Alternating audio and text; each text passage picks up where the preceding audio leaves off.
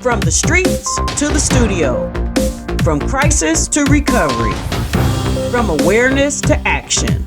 Ask the Messengers. We bring you real talk about public health, addiction and recovery, and the issues that matter most in our communities. The message is hope. The message is change. Ask the Messengers begins now. Today on Ask the Messengers, we take a closer look at the systems that shape lives and the communities rising to make a difference.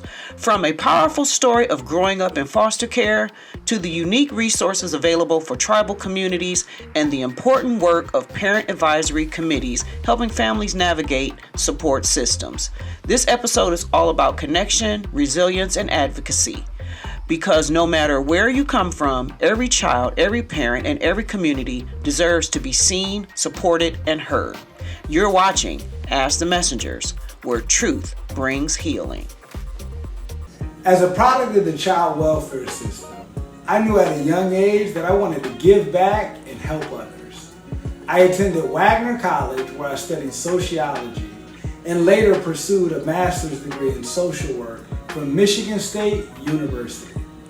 I value the importance of mental health and provide a comprehensive set of services to help you secure, maintain, and nurture peace of mind. Wilcox Wellness provides the tools to help you master the art of living as you navigate your mental health and wellness journey. My name is Mario Wilcox. I'm a licensed mental health therapist, and my goal is to help you reach yours. I was at 6 years old. I was living in Hartford, Connecticut, on Bond Street, and both my parents at the time were, heavy in substance use. Is that where you were born, in Connecticut? I was born in Washington, Washington State, Tacoma, Washington. So prior to 6 years old, obviously I didn't remember much, but my parents were kind of on the run. So they were in Virginia. They were in gypsies. They were gypsies. And so I was born in Washington, and then we ended up in Connecticut, and that's where I got taken. So I don't know why, I don't know the reason. I know they were both, heavy on substance use, and I lived in kind of a crack house. So you was in Connecticut about 6 when they took you. That's around the same age I was when I got took. I was about 6 or 7 years old, and but I was in Detroit. Okay. I was in Detroit. Mother on drugs. Basically bouncing around like y'all was, but we was in the city from here to here to here to here to here. But we've been all over Detroit. Yeah. When you're in the system, you get moved from here to here to here to here. Everywhere. So with you, like for me, it was hard trying to get an education. Because we moved so much, you'll be in this school and you'll be in that school, and I couldn't keep focused. How did you stay focused? Great question. I think so. At 6, I went to Sheldon Oak. I got put in, was like the projects, right? And I was a young kid, and the school was literally right next door. So you kind of had the projects, and then you had the schools. And early on, when I look back, it was a lot of dissociation. So even though I was in school, I was there, but I wasn't really learning. And so I struggled too. Later on in life, I realized the deficits that it caused from some of them early years of just not being focused because I had to pay attention to other things. So I don't even remember being in school. From 6 to 10, I probably bounced around in maybe 15, 20 different homes. And so I only remember bits and pieces from whatever, the first grade to maybe the 5th grade. So when I got, and just to kind of fast forward, when I was 10, that is when I went into a home that I stayed in. With people? Yeah, yeah. So that I went to Bloomfield at 10, and then I aged out. So that stability really helped me in my later of education because I was a little bit more stable. Both my parents struggled with opiate addiction. And early on, you know, I struggled with like alcohol. I think I definitely probably drank, you know, a bit too much. And I think that some of those addictive characteristics were passed down. So absolutely, you know. But nothing made you to put you in treatment or nothing like that? No, nothing like that. I think early in college, I just kind of went down the wrong path, but it wasn't anything that was like, you know, long term. What are you doing today? So today, I am currently a licensed therapist. So I have my own private practice. I am a contractor for the state of Michigan, like a mental health consultant.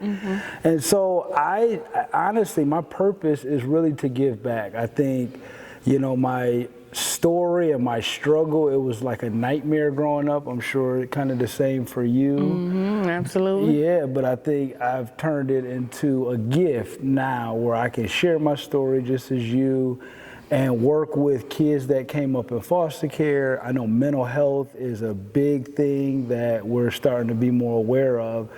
So right now, I'm just living out my purpose and just helping those that are in need because I went through that same struggle. I'm Belinda, and this is Willard, and we were adopted in 2021. When we first met Todd, he was singing a song, and I was like, wow, look at this kid with the biggest smile, and he has a big heart to match. The energy you give Todd, you get it back from Todd. Yeah. Todd's a joy. Yes, he Todd is. really is a great joy. I love him. You and you. Learn about adopting a teen from foster care. You can't imagine the reward. Visit adoptuskids.org. Have you ever experienced bullying and come out stronger? Or are you still on your journey of healing? Your story could inspire others to find hope, strength, and understanding. We're inviting you to share your bullying experience in a short video, whether you are a teen facing challenges or an adult looking back on what you've overcome. Your voices matter. Here's how to participate. Record a short video, 3 to 5 minutes, sharing your story. Be as open and honest as you feel comfortable. Then email your video to askthemessengers@gmail.com. You'll be contacted if your video is selected. Together, we can create a world where everyone feels seen, valued, and supported. Your story could help someone realize that you're not alone. And let's stand together against bullying and build a world of kindness and understanding.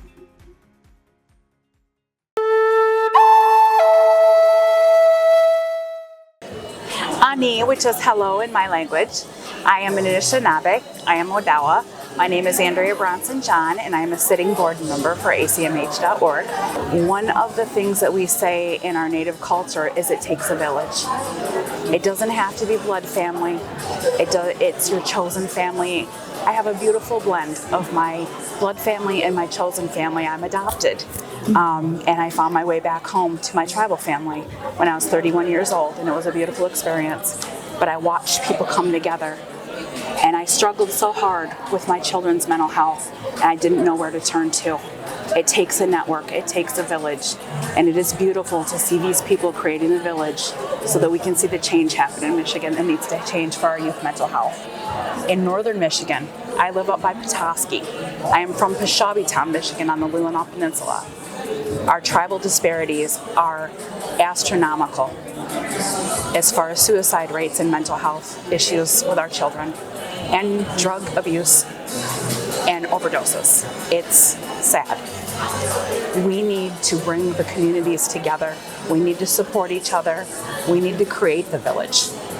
This is no longer a day and age of children should not be seen and heard. Our children should be seen and heard and believed. Take the time to speak to your children. Make it a normal thing to go for a 15-minute, 20-minute drive with your children and ask them, how are you doing? Have a conversation with them. Make them feel you're a safe place, whether you're an auntie, whether you're a sister, older sibling, whether you're a mom, whether you're just the auntie in the community that all the kids go to and feel safe with. Make yourself a safe space so they will express themselves and you can help them learn to advocate for themselves and where to go to get the help they need. Now I have a question for you. Yes. You mentioned tribal community. Which Yes. tribe are you with?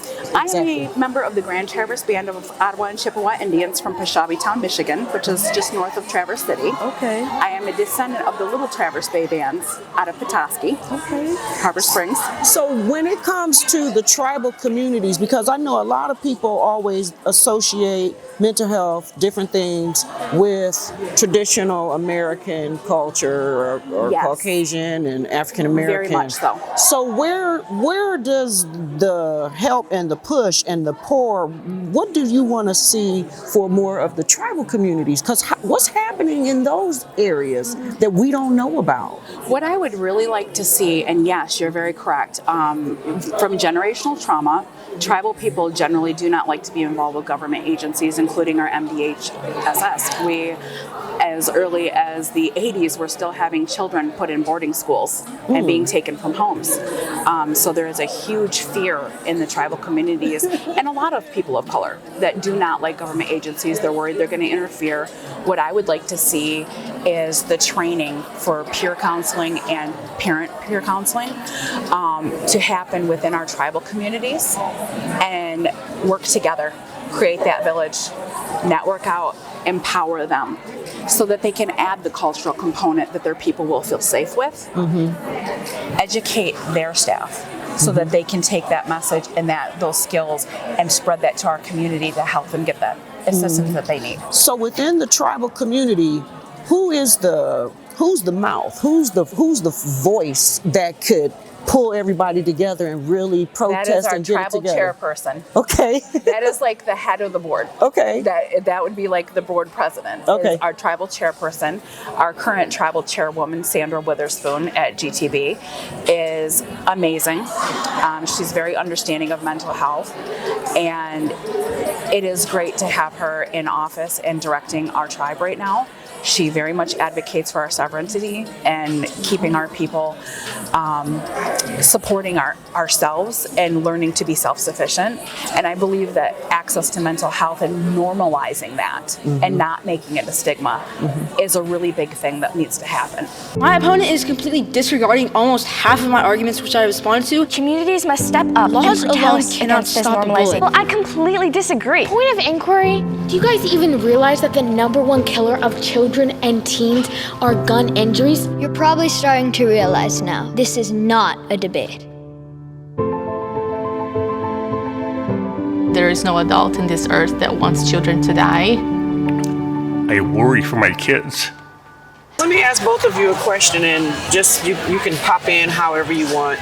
What led you both, what inspired you to do what you are doing with this company or just in general?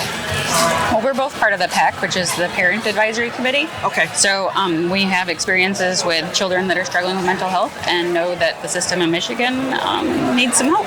Okay. And there's a lot of services that need a little bit more work so that we can really support our youth, as they're coming up. Okay. So we help on the advisory committee, and this is just one of the things that we're doing, but it's our newest project that we're working on, and we think that the youth will really love it. Okay. And I like that ACMH focuses on family too, like the whole family structure, and that's very important. Yep. Now, through your PAC agency, how prevalent is substance use disorder talked about as it ties into mental health? Is it all kind of like all-inclusive, basically? It feels like it's all-inclusive, yes. Yeah. Yep. Okay. See, and then I'm also a part of AFSN, which is the Adoptive Family Support Network. Okay. And we are another statewide program that helps all like kinship families, foster families, guardianship, anything like that, or adoptive. And we have family fun events throughout the state. We collaborate with other organizations in order to be able to put that on, support groups. We even have like a parent-to-parent line where they can call in if they're having complications, and they'll actually speak to somebody that has like lived the experience and been taught to kind of help with it and give them direction. I am very concerned about our youth. I am a foster grandparent in our local elementary school, and I work through the Council on Aging in St. Clair County. We have a number of grandparents, and we're all placed in different schools, and I happen to be in a first grade classroom, and the experience that I'm faced with every day has made me very concerned about our children. Our children are angry, they're sad, they're scared because there's no discipline, there's no structure in their life, and they need help. We need to help them and get the services that are available but are not being sent out to these children. So as far as your organization and who you work with, what are some of the things that you all are doing to get that message out, and how are you wrapping around services for the youth in your communities? Well, I'm only a volunteer, an elderly volunteer, so I bring all of my concerns to the teachers, to the principal, but yet we have one social worker that bounces from school to school. We need a social worker in every school because these children need a place and a person they can talk to that is outside of the realm of school and home. Now, if you could just take a moment and share some words of encouragement or give some personal testimonial thoughts outside of what you just spoke about. Speak directly into that camera to the viewers and give a plea to them. We need more elderly people, people that are retired, especially men, to go into the schools and work with these children. They need the love they know that they're getting from you. And they need a one-on-one where they feel special and help them get on the right path. I am so sad for the children.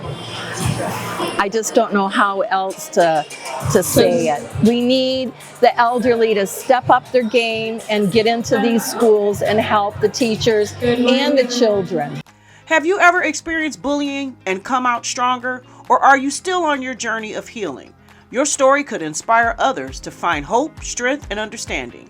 We're inviting you to share your bullying experience in a short video, whether you are a teen facing challenges or an adult looking back on what you've overcome. Your voices matter. Here's how to participate. Record a short video, 3 to 5 minutes, sharing your story. Be as open and honest as you feel comfortable. Then email your video to askthemessengers@gmail.com. You'll be contacted if your video is selected. Together, we can create a world where everyone feels seen, valued, and supported. Your story could help someone realize that you're not alone, and let's stand together against bullying and build a world of kindness and understanding. I'm an ex-drug dealer, and I'll be your sub today.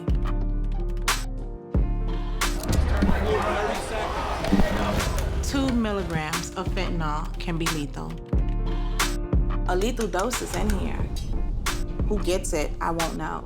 It's cheap, it's potent, and it's profitable. The sad reality is, fentanyl is being mixed into everything now. More kids should know.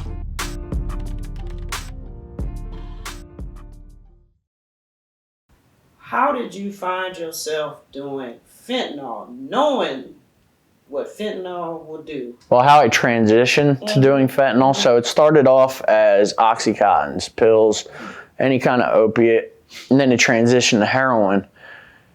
Then it went to fentanyl. Like, unfortunately, that's all that was around. I was addicted to opiates, so I'm gonna do whatever opiates around to make sure I stay well. Like, you get dope sick if you don't have. It's like having the worst flu of your life. So you're willing to do whatever is around to feel better. And unfortunately, that's all that was around. Like, heroin, just nobody was selling it, you know. And and it didn't matter. Like, fentanyl, it wasn't even on my radar to not do it. It was just another thing to get me well, get me high. It really wasn't a concern to me. If a drug addict like me can stop doing dope, you have a chance. Because I was all day, every day, that's all I thought about, all I cared about. Didn't care about my family, my loved ones, relationships. Didn't care about my hygiene, where I lived. I stayed in abandoned houses because I was closer to the dope boy. And if I can do it, and I wasn't able to put any kind of amount of clean time in, and if I can do it, you have a shot. And what do you do to stay clean today? Today, I have a great fellowship. The people that I'm surrounded with, I rely on them heavily. I go to meetings almost every day. I work, I pay my bills, I take care of my family, and I work a program, and that is crucial. And I believe in God, and which I didn't believe in God for a long time. And I shot so much dope that I didn't believe in God at all. But being clean, the connection with God has opened up again, and I truly feel Him working in my life. That's why sponsorship is crucial to your recovery, because He was the one that actually pointed it out to me, that God's working in your life and you don't even realize it. And it really opened my eyes to that. And having a spiritual awakening was really crucial to me being clean today. There's only one thing that will save somebody's life, and that is naloxone nasal spray. Get 911 on the phone, get the emergency responses there on their way. I was easily influenced. As a child, I was an only child, so most of my cousins come from an environment where there was a lot of drugs, and I thought that was very impressive.